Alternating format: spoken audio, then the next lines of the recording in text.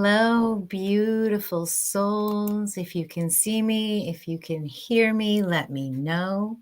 I'm going to turn this other monitor off as soon as I see myself on YouTube. I've been looking forward to this. When did I decide to do this? Sunday or Monday? I've been really, really looking forward to sitting down with you guys and talking about the upcoming energies for this weekend. And including the full moon, which is in Aquarius. We totally skipped Capricorn these last full moons. The last one was a twofer in Sagittarius, and we skipped Capricorn. So here we go. We have an Aquarius full moon coming. How's everybody doing? Let me see if I can see the chat in here. I think I can. All right, cool. I'm just gonna type a chat for you guys. How's it going? Good. All right, so this is Dr. Danny, physician astrologer. Today we're going to go over a few things. I want to review some of the energies that I have been working with, mulling over the last several weeks, one of which is the Venus and Mercury energies as they pertain to the rulerships of Virgo and Libra. Hopefully you guys had a chance to see the video that I did a couple days ago. That should have gone out 2 mornings ago. That is just the beginning. I want to get you guys on board with me about this so that you can, when the Venus through Virgo transits come out the end of next week, you guys will be up to speed with me. So I want to review that with you.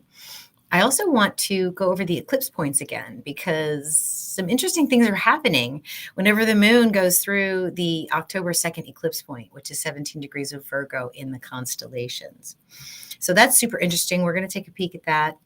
I also wanted to just give you guys some announcements and then go over 2 pretty cool astrological formations or aspect geometries that are occurring during this full moon, one of which is a yod, and the other one is a mystic square or a grand cross. So we're going to cover all of that tonight.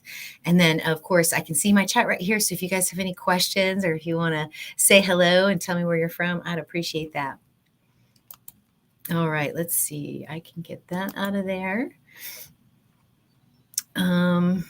Okay, yeah, so let's do this. I want to share my screen with you, but I'm also going to put this ticker on here to see how that looks. Okay, perfect. Good.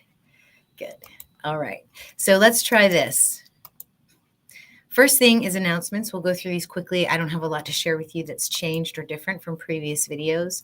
I am taking people for readings right now. So if you're interested in doing that, you can follow the link to drdanny.com and order a reading with me.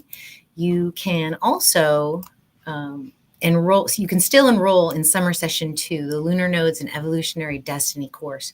Mr. Don is doing such a fantastic job getting this content together for you guys. I have both videos for the North Node, for the signs and the constellation, the constellations and the houses, as well as the resource documents. So probably tomorrow I'll be posting your resource documents. You can still catch up. There's only about an hour and a half of video that you would need to watch to kind of be up to speed. The videos are coming out every few days, about every 5 or 6 days. So if you want to get in on that, learn.drdanny.com.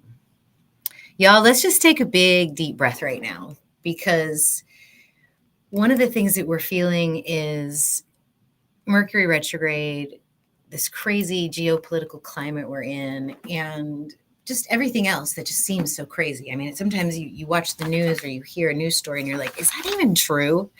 Like, am I in fantasy land? Am I Alice in Wonderland right now? How deep does this rabbit hole actually go? And so what I want you guys to do is, if you have a clear sky outside tonight after we're done talking, please go and look at the western sky right after sunset. You're going to see evening star Venus, and every night she's going to get farther and farther away from the sun. So what that means is that every night she will grace us with her presence for longer and longer amount of time.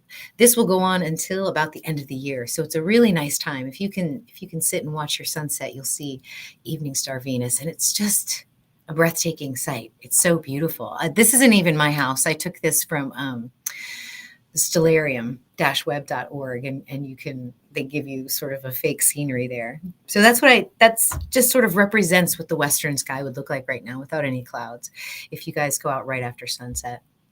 And for those of you that are early birds that are up, 4:30, 5 o'clock in the morning, take another deep breath. Look to your eastern sky just before the sun's going to rise, okay? And what you're going to see is the star Sirius, bright as ever, to the right of where the sun will rise. And then above that, if you follow that cloud formation and look for Orion, you're going to see Jupiter and Mars conjunct together, okay? So that's really what I'm trying to bring to you is that we're down here in this world. We're trying to figure out all these crazy things that are going on. And the stars, the luminaries, the sky, it's singing to us. These songs, they come in through all this mess that we're doing down here. And they bring us messages. They bring us teachings. And so that's what I want to try to do tonight is at least bring you the message that I think is available with this full moon and the coming weekend with energies. Let me see what's going on in the chat real quick. Make sure you guys are good. Let's see. All right, nobody's chatting with me yet. That's okay. Don't be shy, guys. If you want to say hello. All right, let me get back to this. So I had a great day. I went to the beach, spent a little bit of time there. Got a lesson on dragons from my husband, which I had no idea he knew so much about dragons. So that's pretty cool. And now I'm here talking to you guys after having a great dinner with my family. So yeah, so just take time out to look at the sky, y'all. This is what we're dealing with energetically when we actually look what's happening, okay? And we're right around here right now in this map. And this is the Venus transits, and there's other things going on, which we'll review, but I wanted to show you the larger orb of the Venus influence that it's picking up right now. So if those of you that are tuned into Venus energy or the really subtle energies, you're going to start picking up on this particular T-square energy. And that is Venus opposing Saturn, that's retrograde, while Saturn and Venus are both squaring onto Jupiter and Mars. And Jupiter and Mars perfected their conjunction yesterday, okay?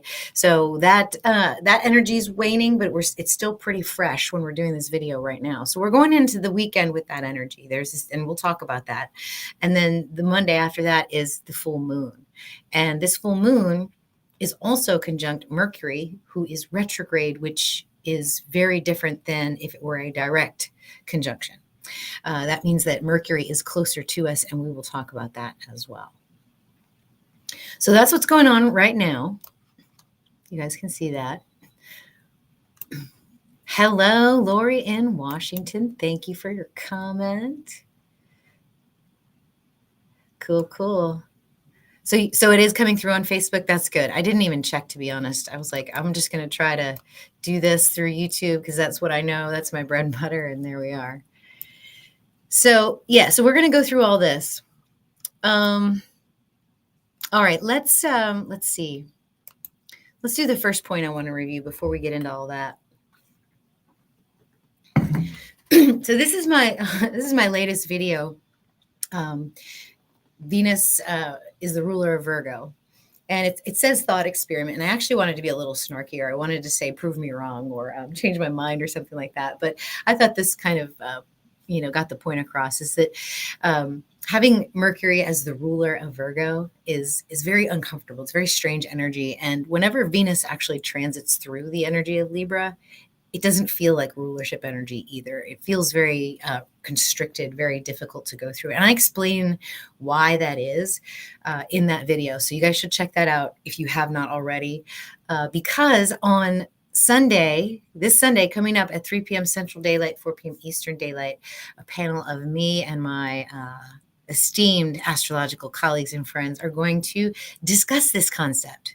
Because, whether you like it or not, we're coming into a brand new cosmology here. And I feel like these people that are doing this constellational astrology work, they're at the forefront of it. They really have a deeper understanding of our connectedness to the cosmos.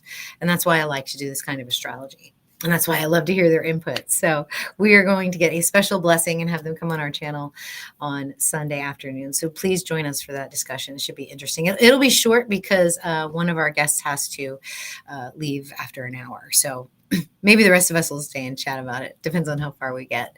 But this was basically the whole point of the conversation, is that I think that Venus and Mercury should actually switch rulerships. Venus should be in the earth signs, Gemini, or Mercury should be in the air signs. Venus feels really good in Virgo energy as the mother, as just raw, sacred feminine, very powerful. And Mercury feels really good in Libra, sort of as the diplomat, sort of representing the divine feminine in her vulnerability and also standing up for her and protecting her there as well. So I like all that. Do check out that video. It's about 30 minutes, so it shouldn't take much of your time, and you can listen to me at 1.5 speed. And did you know if you did that and then took it down to like 1.25, I would actually sound like normal speed, but you would get the content jammed into your brain a lot quicker. So anybody that's rewatching this, just use that trick. It's really cool. You'll actually be able to bring in a lot more content in your brain. So how's everybody with that concept? I know a lot of you guys liked it, so let's see here. Facebook will time me out some. Oh yeah, Melody Bear. Oh, we have one of my friends from Australia. Hello, Miss Melody. Nice to see you here. Thank you for coming. Very nice. Very nice. All right, good. Yeah, a lot of people have been messaging me saying, yes, I really like the idea of Venus ruling Virgo and Mercury ruling Libra. Just going back to the basics. Some people say that there's this planet Vulcan and that, using the asteroid Juno. But I also do explain in this video that I feel like the asteroids that we are naming and discovering and using are fractalized or shattered shards of Venus energy, because it's not allowed to fully express itself like it should in Virgo. So at any rate, that's my theory. So I hope you guys do check that out. Let's get into the next topic. Oh my gosh, my computer's silly. There we go. Okay. Eclipse points. Y'all have heard me talk about this before. I want you to think of time and space a little bit differently when we think about eclipse points, because when an eclipse happens, and we don't really know why it happens, but for some reason, when there is a sun-moon conjunction on the moon's lunar nodes, and it blocks the light of the sun, there is an energetic zap. Something happens. Energy is either pulled away or comes in, just depending on where you're at and how you're vibrating with it. But I want you to think of it as a central point in time-space, okay? And what happens is the event energetically ripples outward in all dimensions, forward and back in time, up and down, all around. And our moon is a nice sort of timekeeper to clue us into events that are associated with that energetic fluctuation. Meaning that, let's say, for example, the eclipse that happened in April of this past year, you would look 27 days into the future for the rippling outward as you go forward in time. You can also look back in time from the April 8th event and look at what degree was the eclipse on, when was the moon hitting that degree. And that will give you that particular eclipse cycle energy. So my theory is, and I think this is why it works, because you can read about this in all the, astrology textbooks and Renaissance literature, that don't try to conceive during the eclipse, that all these things that you shouldn't do around eclipses. And so for me, I was like, well, okay, there are eclipse events also associated with eclipses that go out 3, 6, 9, 12 months, that are associated with certain eclipses energies. So how do we know where is that? And they don't really describe it very, very well. But what you can do is look for the degree where the moon's going to hit. And so for the solar eclipse coming in October, which is on October 2nd, this is part of Soros cycle 144, which I thought was super interesting and synchronistic. The moon and the sun will be conjunct on the south node at 17 degrees of Virgo. So the eclipse points that are leading up to this October eclipse was July 12th. There was an assassination attempt. Eclipse point 2 was August 9th. There was a stock market dip and this crazy, just otherworldly Brazilian plane crash. You're not going to see that on the news. You actually have to like look that up, like who was on the plane and why. I'm not going to get into that, but just weird things are happening around these points. And because it's so close to the United States elections, which are fraught with all sorts of strange and undiscernible energies, so to speak, things that are just hard to understand. This is a very interesting eclipse for me.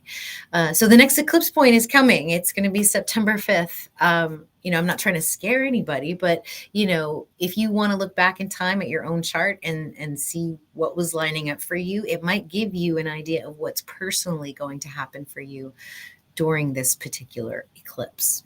Okay. Does everybody kind of understand that? You guys good? Y'all aren't very chatty. That's okay. That's okay. I got plenty to talk about. I could probably go on for another 45 minutes about this particular topic, but I don't want to bore you all too much. I just want you to understand that the reason that eclipses have events that are associated with them temporally 3, 6, 9 months out is because of this moon transiting that particular eclipse's degree, and it's called an eclipse point. So there you have it. One of the things I did want you to notice, since we are in Mercury retrograde right now, is to notice, and this was so synchronistic, to show you this particular eclipse coming up, and then to show you the coming full moon, because this is a sun conjunction with Mercury as well, but Mercury is direct instead. And I'm going to show you the exact difference and why this particular new moon will feel very different than the full moon we're about to have.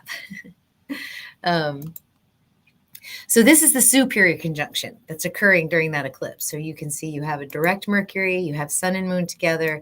This is that particular energy, okay? Mercury's all the way on the other side of the sun, completely burned out. We don't get very much transmission from Mercury at all. The only way it comes through is through sun's reflections of synchronicities, and that's it. So a lot of people that channel connect that way tend to feel like their channel's running a little dry, or it might be a little bit staticky. And it is okay to dip out and not do any work for a few days while Mercury is like this.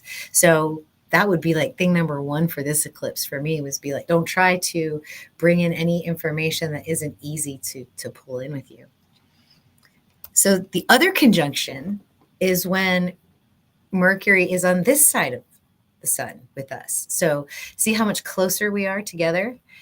This is where Mercury will be on the 19th during this full moon. So it'll be moon, Earth, Mercury, and then the sun.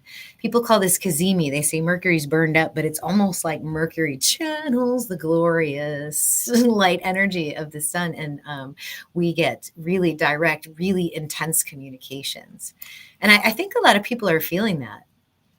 Whenever Mercury retrograde comes around, unless you're one of those special folks that has a Mercury retrograde in your chart, 18% of people have that, then you're probably like the rest of us that feel like it's just so intense. There's so many thoughts, so many images, so much energy coming into the brain right now. So that's what we're dealing with right now. Mercury retrograde, about to hit the peak of Mercury retrograde the same day as this full moon. Okay. Melody says she's been watching the U.S. election and really focused on the Ukraine incursion, wondering how that lines up with astrology. You know what? I don't know, but this full moon is literally something's coming to a head. So however that manifests, it's going to feel big. We're going to feel it on all the different vibrational levels. And so if you're mainly conscious of this sort of realm around you, then there's going to be some sort of unexpected burst coming through. And on the global scale, there's also going to be something big and unexpected coming through. Like I said, it's unexpected. I'm not really sure what to expect, because the energies that are involved with this full moon is Uranus and Lilith. And so it's, some hidden energy and then some erratic energy. But here's what happens to us when we're dealing with Mercury retrograde, okay? You guys may have seen this in my Mercury seminar. But as this planet is moving closer and closer toward us, its frequency waves are being compressed, and they're being compressed into ours. So we're getting a more intense vibration of the Mercury energy. So that hopefully that makes sense to you guys. It's the idea of sound waves compressing and sounding a higher pitch as it moves towards you, where the ambulance is the pitch of its siren is higher and higher. And that's what we're going through. This is what it looks like energetically in terms of intensity and over time. SC is the superior conjunction, which will be on that eclipse. The IC is the inferior conjunction, which is where we are right now. SR is station retrograde, and SD is station direct. So one full Mercury wave is about 116 days, plus or minus a couple of days. And we are right here, right in the middle of that peak. And so the moon's going to peak, going to swell and become intense. Mercury is going to be right there in our face and become intense. And then everything's going to die down. And so that's why I think we get this little extra added pop with this particular full moon. It's going to be intense. Seeking Truth says her Mercury is in Aquarius. So you might be one of those people that doesn't really have to get emotionally tied down. You want to stay in high vibrations. Be future and forward thinking with your Mercury energy. Mine's in Cancer, so I'm feeling a lot of things out through communication. That's what I'm doing. All right, let's see. There's two more things I wanted to talk to you about before we actually get into the astrology of that full moon. The first thing is the Grand Cross or the Mystic Square. And that's where you have basically 4 points on the chart opposing each other, forming a perfect square. The moon is one of these components. So this is a brief square. Again, the idea of the square is that it creates tension on all sides, causing a pressure, a compression. And what happens when things are under compression? They get squeezed together, almost like taking carbon and squeezing it into a diamond. All right. So there's going to be this feeling of pressure, not only from the swelling of the moon, the intensity of Mercury, but also the building of this Grand Cross in the chart, which will also dissipate once the moon is no longer full. Okay?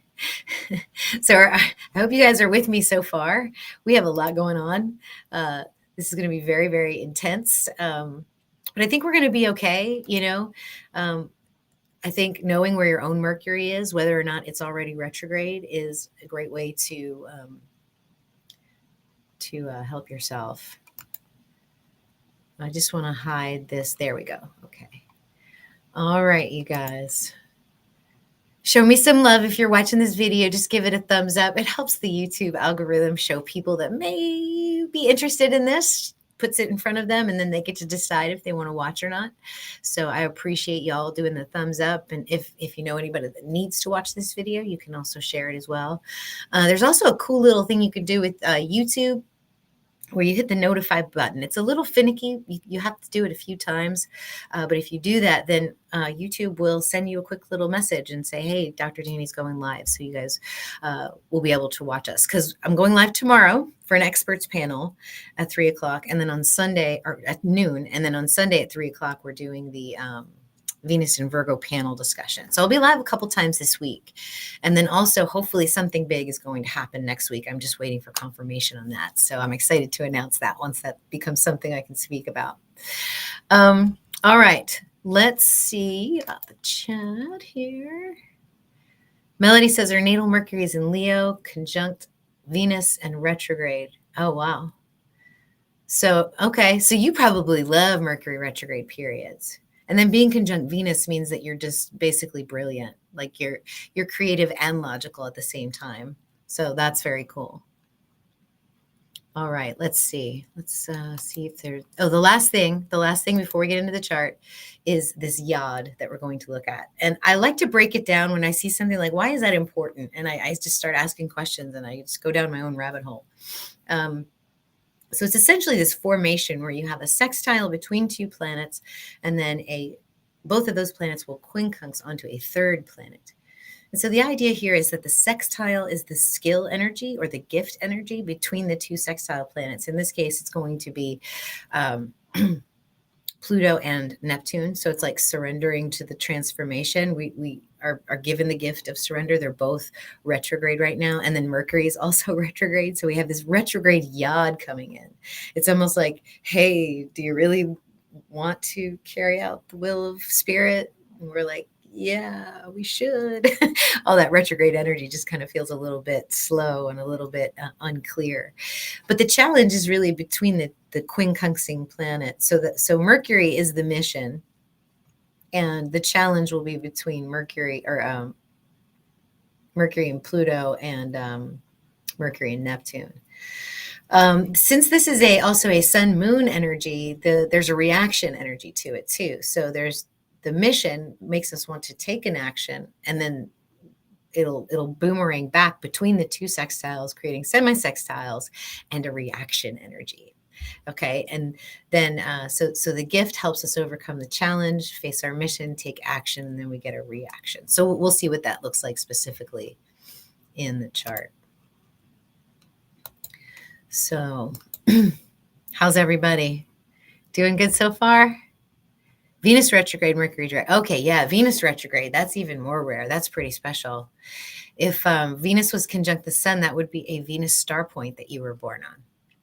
So we have another Venus star point coming in Pisces in March of next year. That'll be fun. Don't worry, I'll hype that up. You guys will know exactly when that's happening. I'm going to switch gears and we're going to open up the chart for this full moon. I can't use my pen with this streaming software. I have to figure out how to do that.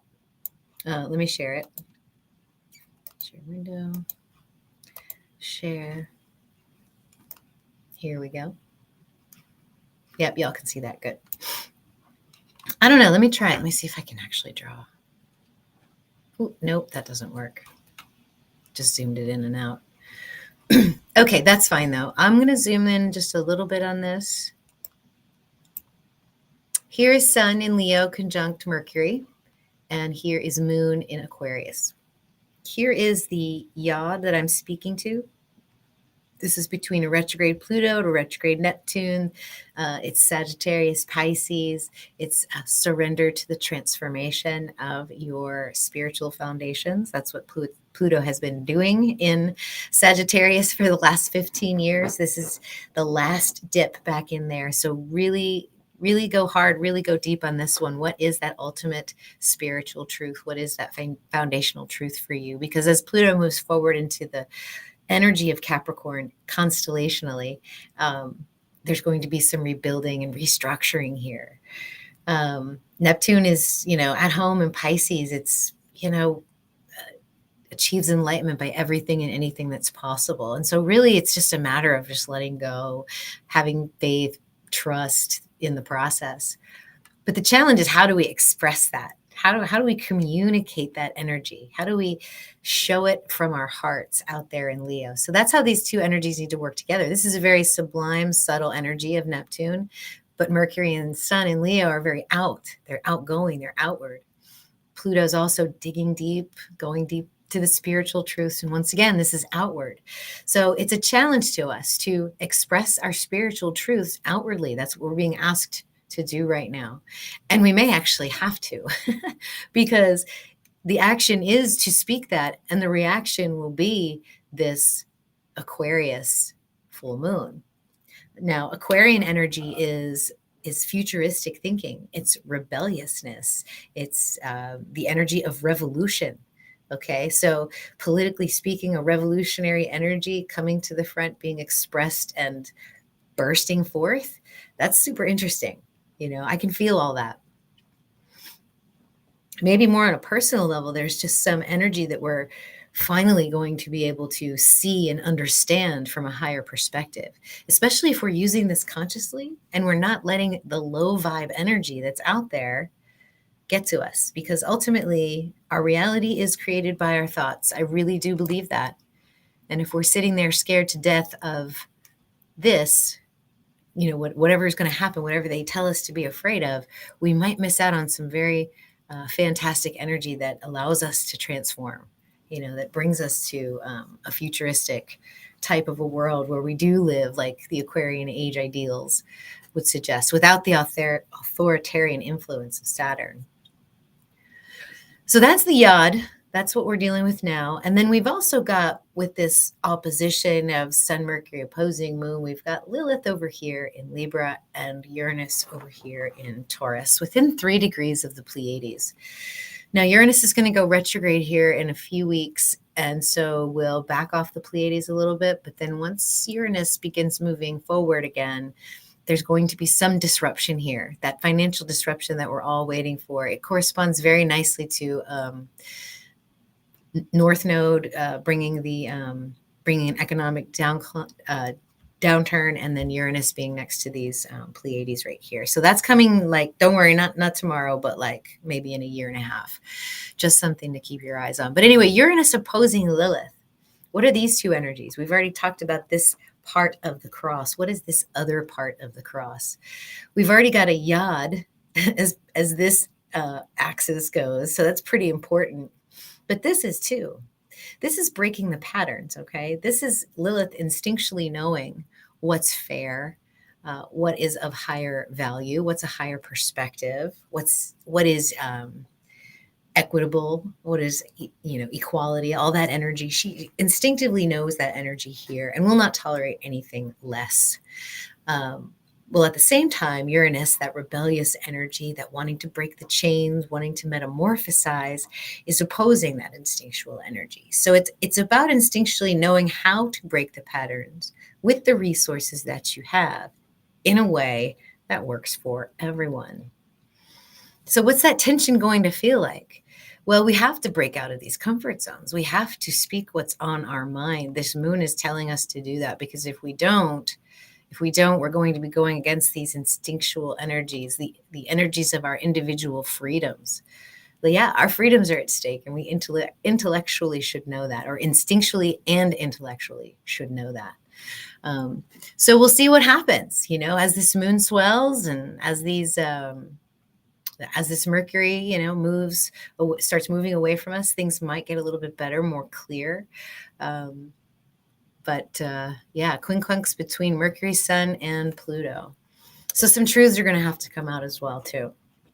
And we're going to feel the pressure of this energy until it releases on Monday. So hopefully it won't manifest in something too unexpected that you can't handle. Just be ready for anything with Uranus involved, also squaring back onto that Aquarius moon where Uranus rules.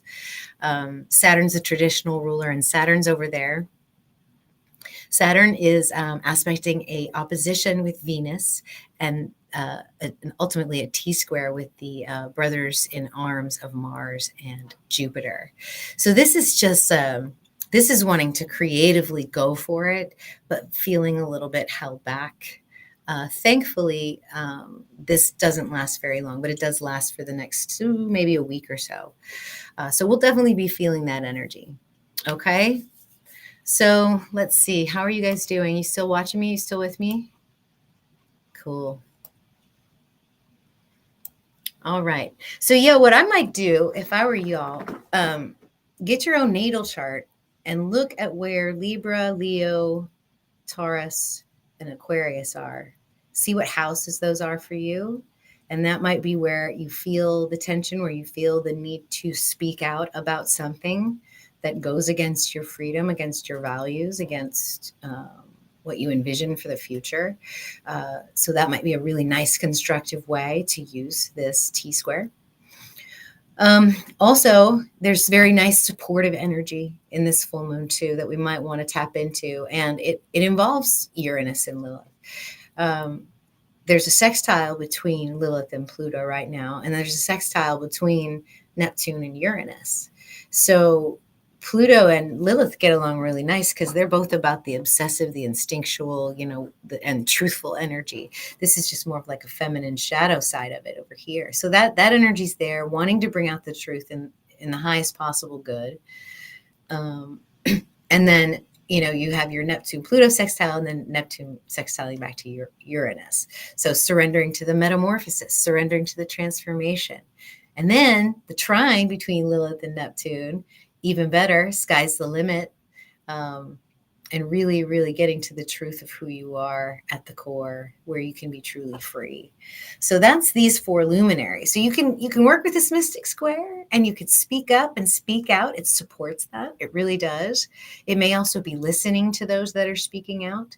But there's also tremendous support from the other slower moving planets that want you to just kind of just surrender and just let it come in, let it flow, let it do what it needs to do. Chiron is trining back onto Sun and Mercury as well. So communicating about healing, connecting to the healing spirits. It could be bringing up old wounds again too. So the energies that are out there might trigger us into a fear response. Already speaking out about the pox. Yeah. I don't even know what's going on. I'm on a complete like news fast, you guys. I can't do it. Every time I do it, I feel like too anxious. And I know I need to stay informed. So it's not me trying to put my head in the sand, I promise. But I can feel it. I can feel the energy out there. I can feel how people are responding to it. It's crazy. It's crazy. So yeah, those are basically all of the aspects for this full moon. I would say it's going to feel like a swelling and a releasing, a burst and a pop, an explosion and a sound wave. That may be also what's going on. It's going to tap into our wounds, tap into our healing, create a transformative and metamorphic process for us. So how was that for everybody? What do y'all think about that?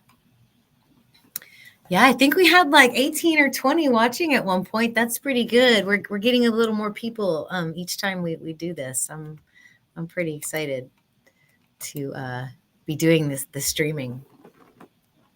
You know what I really need though? I need somebody that can do these shows with me and like put up my little captions, because I'm doing this myself. I'm a one-woman show. So yeah, if you guys are not already with the Fellowship of 13 Signs, please go to Facebook if you're on Facebook and ask to join that group. I post there almost every day. We have Don Bird, who posts the dailies, who's also teaching our Lunar Nodes class. So yeah, come on over there, join us. We're growing. In fact, I just realized a year ago I started that group with 4 people. And now we're up to like 240 something. So that's awesome. I just love to see that. I love watching our community grow. And I love meeting new people that are just now finding out about their true sky placements. It tickles me to be able to sit with them and say, oh wow, this makes more sense. And also sometimes too, they go through a little bit of a crisis phase, but once they're figure out a way that they can connect with it, they really do well with it. And I don't think many people go back to tropical after they start looking at the sky. So yeah, short live tonight. This would have been a recorded video, but I realized I hadn't gone live in a while. Lori Sue, Craig and Clement wants to know where my MD is credentialed from. Yes, ma'am. I graduated from the University of North Carolina at Chapel Hill in 2008, if you want to look me up. I did a residency in Savannah, Georgia for 4 years in obstetrics and gynecology. And I've been a community doctor for 12 years. And now I work in the obstetrical emergency department doing shift work. So I deliver the star seeds and I watch the stars, my friend. But thank you for asking. I hope you can join the fellowship. And of course, if you guys need a reading, my link's available in the chat and in the description.